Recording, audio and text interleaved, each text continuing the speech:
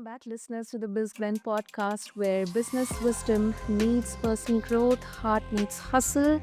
And I'm your host, Sana. And today, in this episode, this is a topic that is what exactly I do. It is podcasting as a business growth tool. Now, as someone running multiple shows under Healthy Mind by Avik, I know firsthand, listeners, how transformative, how soul nourishing, enriching podcasting can be. You get to know, you get to meet with different people across the world, you get to listen to their stories, you get to learn from them, you get to share your journey, your stories, your expertise, your insights. And is also, where you get to build meaningful connections and then, of course, a lasting brand. But behind every great show, there is a strategy. And today, we have got the perfect guest to walk us through it. Listeners, joining me is Alesia Galati. She's a podcast strategist and founder of Galati Media, which is a powerhouse agency that has launched and managed, hear this, 50 impactful podcasts. Now, Alicia brings not only expertise, but also hard working with value driven business, nonprofits, and thought leaders to amplify the voices that truly make a difference. So, with a background in manufacturing and supply chain, Alicia knows how to run a tight ship when it comes to the podcast workflows and strategy. And I'm really, really excited to know some of the secrets behind that if Alicia is open to share them. And and also, I love that her company is BIPOC and LGBTQIA plus owned, really bringing inclusive energy to this space. And that's what also is super, super important and essential for us as well. So, whether you are curious about podcasting, or you are ready to up level your show, stick with us because we are about to unlock some game changing insights behind what exactly goes with the podcasting. So, with that, Alicia, welcome to the show. And I hope the intro wasn't much long. And yeah, I'm really excited to have you with us. Yes, thank you so much, Sana. I appreciate you, and I'm excited to jump right in. Ah, beautiful, beautiful. Alicia, we'll talk about your podcasting journey. But before that, what got you into this world of podcasting? Uh, was there a brief moment or a moment of realization that yes, this is what I'm supposed to do, or it was something that you were meant to do, from this beginning? Yeah, so I started listening to podcasts back in 2015, and I just fell in love with the medium. I was amazed that I could learn on the go to and from work during my commute while dropping my kiddo off at the daycare. And it just really blew my mind that I could do this and learn as I'm going. So, fell in love with podcasting, started dabbling a bit in the online space, doing some digital marketing here and there, lots of blogging during that time. And didn't really have any idea that I wanted to have my own podcast, but I did start guesting on podcasts back in, Mhm. I want to say late 2016, early 2017. Okay. And then finally in 2018, launched my first podcast. That one was all about what I did at my day job, supply chain, Yeah. manufacturing, best practices, things like that, and found I really did not like that topic at all because I was doing it at my day job and then talking about it on the podcast. So I stopped doing that one. I launched another one in 2019 with my sister where we talked about cults, and that one got a lot of traction. And we took it Wow. from the approach of sisters who have grown up in a cult and relating. So every week we would talk about a cult and then how it related to the one that we grew up in. And then finally shared our story towards the end of that show. And we did that one for, I want to say, about a year. And then in 2020, I thought, I have all this digital marketing stuff that I've been doing for a while now. It'd been 5 years at that point. Let me see if I could release podcasts for other people. Right Uh-huh. around the same time, I lost my job due to COVID. I was let go in that, I wanna say second wave, and was like, "All right, universe, I hear you. Let's see if I can do this. Like, this is my nudge off the ledge." And from there, just started launching podcasts using the experience that I had having launched, 2 already, and then launched my own show in 2021, and since then have launched 2 more shows. So, I love Wow. podcasting, I love releasing my own shows, I love releasing shows for other people, and just really getting down to the strategy of it was my favorite part. But when I started, you asked the question, like, was this something that I always wanted to do? I actually have a lot of imposter syndrome around my voice because when I was a in my late teens, I got Mhm. really sick with some type of tuberculosis thing that was going around, and had it was due to mold and pretty much changed my entire voice. I used to sing in the choir and like do all this stuff. And I went from, if you know music, singing a soprano, which is like the highest level, Yes. all the way to singing with the guys in the tenor and the bass. And that was in the span of just a couple months. And so I had so much insecurity around my voice and the tone that had changed, and I had to overcome that in order to say, "You know what? Forget that. I'm just going to do this. I'm going to put my voice out there," and I have not stopped since. Wow. Wow. That is, such a journey, Alicia. And um what do you think, because you started with podcasting, digital marketing when, when it was, at that point of boom, people were beginning to, blogging was not exactly into the mainstream. YouTube was growing. Then, people were gradually getting to know about podcasting, but before it was all about the radio. So what do you think is the biggest misconception people have when they decide to start a podcast? Probably maybe for their business or for to just share their personal journeys or messages or stories or anything. Yeah, I would say one of the biggest misconceptions is this idea that they're going to launch and then they're gonna be Joe Rogan, right? Which, I mean, no one really wants to be Joe Rogan at this point. But they think they're gonna be that level of notoriety where they're gonna be this big name, they're gonna be at the top of the charts, and I like to remind my clients, especially now, if you launch a podcast in 2025, 2026, right? Is a more saturated medium. It is not as saturated as, say, YouTube, but I want new podcasters to go into it with this idea of this is a slow growth platform. And I usually tell people if you are a business owner who needs cash quick, like Mhm. you need to keep your business afloat, which I know many of us are really struggling with businesses and digital businesses or small businesses right now, especially in the US.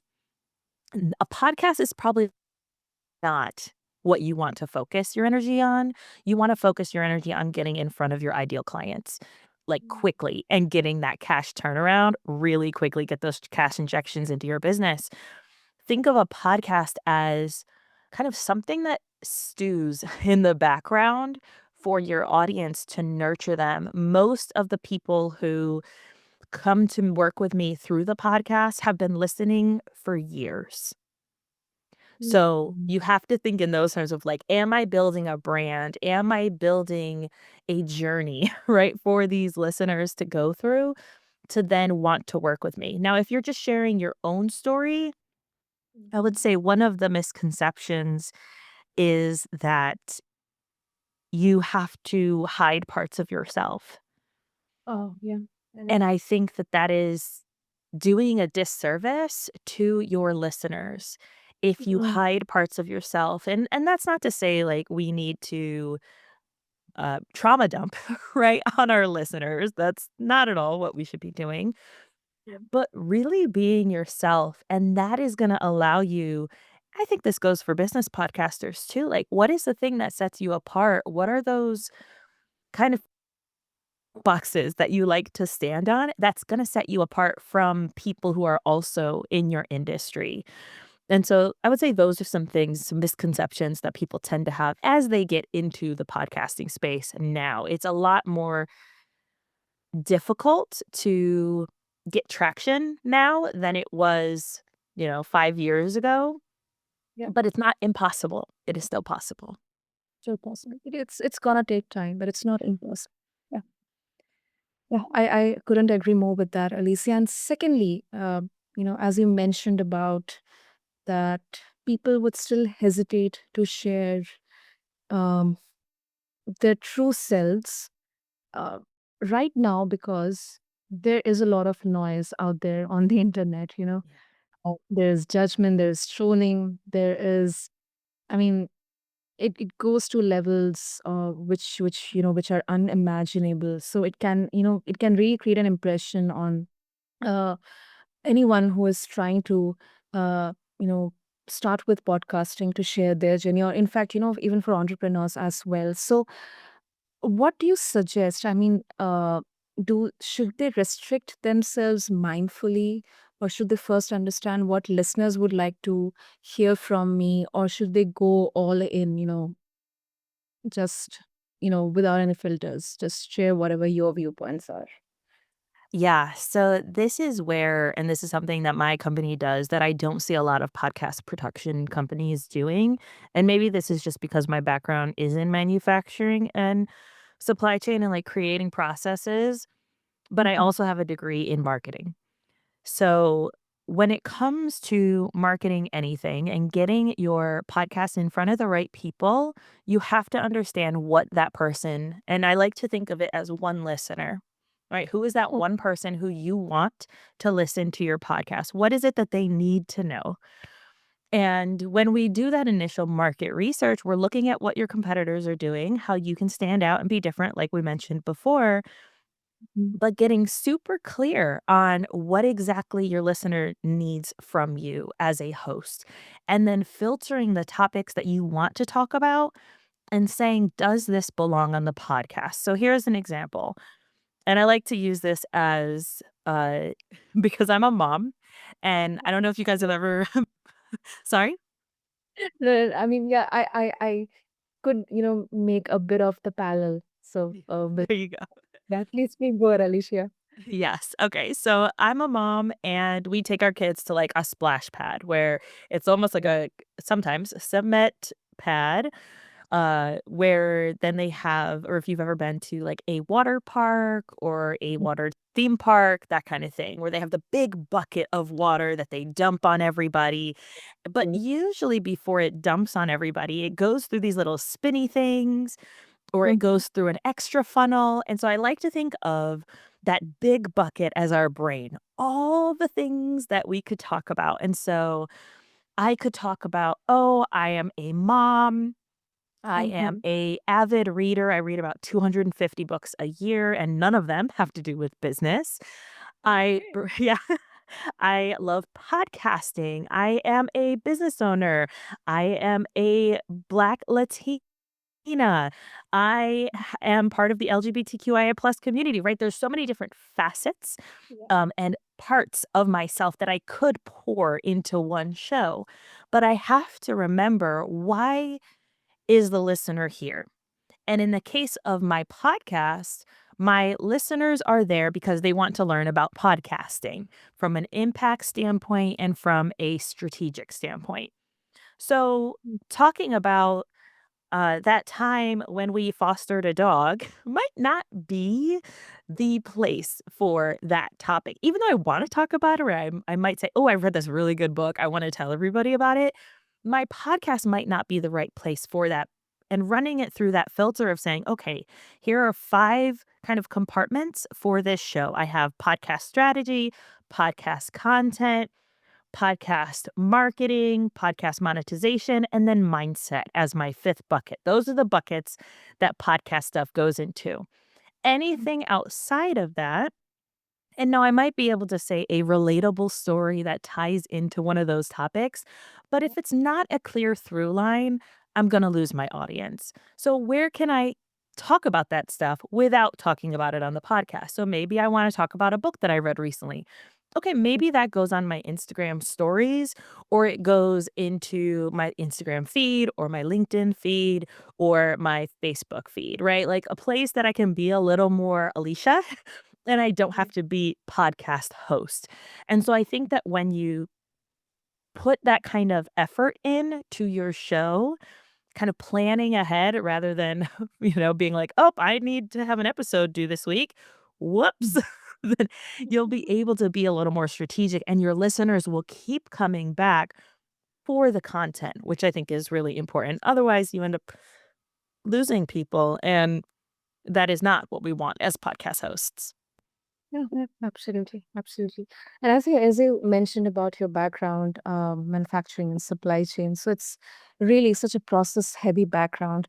And from the fact I have been doing this, now for more than a year, there is a whole lot of stuff going behind podcasting. It's not just simply that I get a phone or a laptop, I get a mic, I have got everything, and yeah, that's it done. There's a lot of stuff going behind, putting up a single episode out there. It needs consistency, it needs discipline, it needs mindset, of course. um and then it needs strategic thinking of the processes, of the timelines, clear delegation of stuff. So uh what would you like to share some surprising insights from the fact that many of the podcasts, podcasters, when they start, probably in the 2-3 months, they are kind of overwhelmed by Yeah. the operations or the processes behind putting up a show. So, some of the interesting insights I would love to hear from you, and then how exactly your company is helping them to sort these kind of issues. Yeah, absolutely. So, one of the concerning statistics that we see is that 90% of podcasters don't end up making it to 25 episodes. And I think the reason that that happens is because podcasting can be such a solitary Mhm. experience, even if you have guests on your show. They are not helping you produce the podcast. It is Mhm. up to you to edit, to create the graphics, to pull the videos, do all these different things to get your podcast out there. And so I would say one of the things to first do is consider, is there a way that you can batch the content in some way so that you're not scrambling for new episodes like I mentioned before. That was one of the things that I did wrong in my first podcast was I did Mhm. not have content ready to go. I had time to edit, but not time to create. Or maybe I got sick and then I had to skip a week because I didn't have anything that I could have, sat down and produced, but I was sick and my voice was not going to be podcast ready. So that would be the first thing, but then write down all the places that you're actually putting that effort towards, like where you're Mhm. actually sharing the podcast. And do you actually have to be sharing it in all these places? I think right now, a lot of podcasters are struggling with social media and where to make the most of, all right, Right. I created the podcast and now it's on Threads, it's on Instagram, it's on TikTok, it's on LinkedIn, it's on Facebook. It's on all of these places, but nobody is moving to actually listening to the podcast. And that can be really, really frustrating. So instead of doing all of those places, pick 1 to 2 platforms that you enjoy hanging out on. Okay. Your listener will find you there, but it's about being social on these social platforms. And I don't think just posting, hey, new episode is going to cut it anymore. We have to go a little deeper. So, one thing that I'm doing with one of my shows is when I have a guest on, I'm Mhm. asking very strategic questions of like, give me 3 steps to do something. Give Mm. me, your 5-step process to complete this that my listener can then take value from. And I like Instagram, so I create a carousel that's like 5 steps to maybe it's, write better copy for your podcast, right? And I have a guest on and I say with, and then I on the front, I have with this guest, step 1, and I list it out, step 2, list it out, etcetera. And then at the end, I say, tune into the full conversation to hear more. Now, what that did was it gave really great educational content on my social media for my listeners to save, to share. It might not translate to a ton of new listeners, but they are saving my content and the algorithm is enjoying that.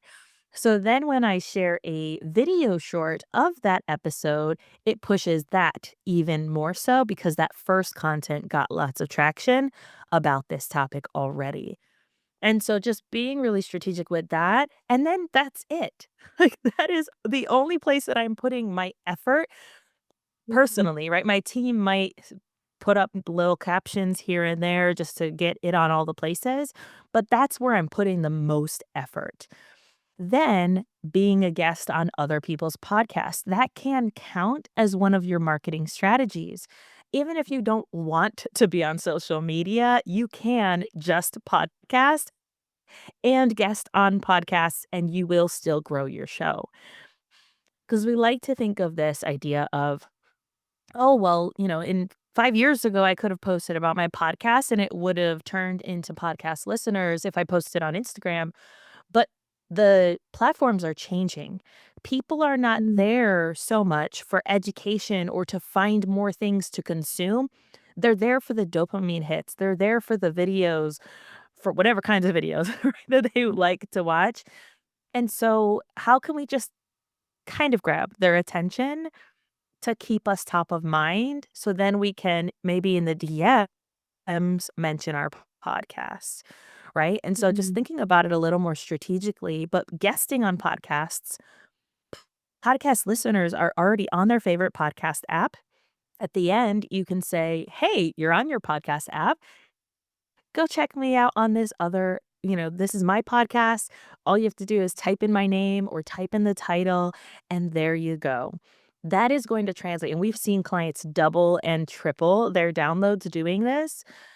That translates to avid podcast listeners finding you rather than people who are on Instagram who maybe don't even listen to podcasts. Yeah, yeah. That is definitely, personally, if I'm going to take this as the most, useful insight for me, because what I believe is in today's scenario, in today's podcasting scenario, um, it cannot be just about the numbers or the downloads, just yes, it is one of the most important metric when you are strategizing about your podcasting, plans or something. But apart from the numbers and the downloads, I think it's more about understanding that what is the purpose of your podcasting, what kind of benefits your listeners are getting, what kind of takeaways. Let's say we take an example of just one listener, as you explained in the marketing part, in our conversation. And that's what I believe, because that is going to help you be in the game for a long time. It's not going to be just for a very short time, because that one listener may help you get 10 more listeners out there, because your message, your purpose, your story, or the platform you are creating is helping them, better themselves, help them get some ray of hope in their life as well, whether it's professionally or personally. Yes, I definitely agree. Brilliant, brilliant. Also, before we wrap up, Alicia, how do you see the future of podcasting here? I was reading somewhere in the LinkedIn today that even Netflix is trying to get into the video podcasting now. So, how do you see the future evolving here? I'm really excited about the future of podcasting. Right now, we are seeing an increase in money going into podcasting, specifically around ads. Podcasters are not having to educate the sponsors so much about what a podcast is like they had to 5 years ago, which is really great. And we're also, I think, gonna see an increase in podcast hosts, which if you've been podcasting for a while, you might think, "Oh, no, more people in this space." But I think, rising tide lifts all boats. And if we're all getting new podcast listeners, I mean, the average podcast listener who, like, really loves podcasts and listens regularly, listens to about 9 shows a week. So there is room for all of us, I promise. So I we're gonna see some new podcasters in the space. I think especially in the marginalized communities because of the rise in censorship on social media, we're gonna see people finding a way to use their voice to talk about the things that really matter to them in a place where they won't get criminalized or censored because of their beliefs. So I'm really excited. So increase in voice, increase in money, and yeah, I mean, more and more we're seeing that podcasting is even more of a household thing, which is really cool that like the average person knows what a podcast is instead of what we had to do, years ago, people being like, a podcast, what? What's the app? What do I need to do? So I'm really excited about what's to come for podcasting in the next year or so. Yeah, yeah. And I really, really agree that, podcasting provides a voice to everyone, because of course, that is the beauty here. So with that, Alicia, if our listeners would like to connect with you, what's the best way to do that? Yes. So you're on a podcast app and you can listen to my show, Podcasting Unlocked, or you can go to helpmypod.com and there's a free consultation there if you're curious about working with my company or trying to figure out, hey, I just need Alicia's help on figuring out what the next best thing is for me. Then you can check out all of the information over there as well. Great. I'll have all the links and details in the show notes for our listeners to connect with you, Alicia. And thank you. Thank you so much for giving us, including me, these, refreshing, insightful, uh, you know, um, expertise or experiences. And I feel like we have peeled back the curtain on what it really takes to launch and sustain a podcast that makes a real impact out there. So thank you so much. Yes, thank you so much, Sana, for having me on your show. I appreciate you as well.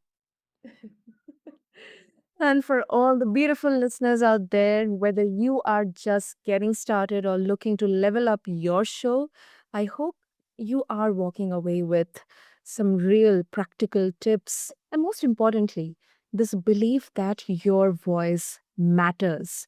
So be sure to connect with Alicia and listen to her podcast and to check out her work.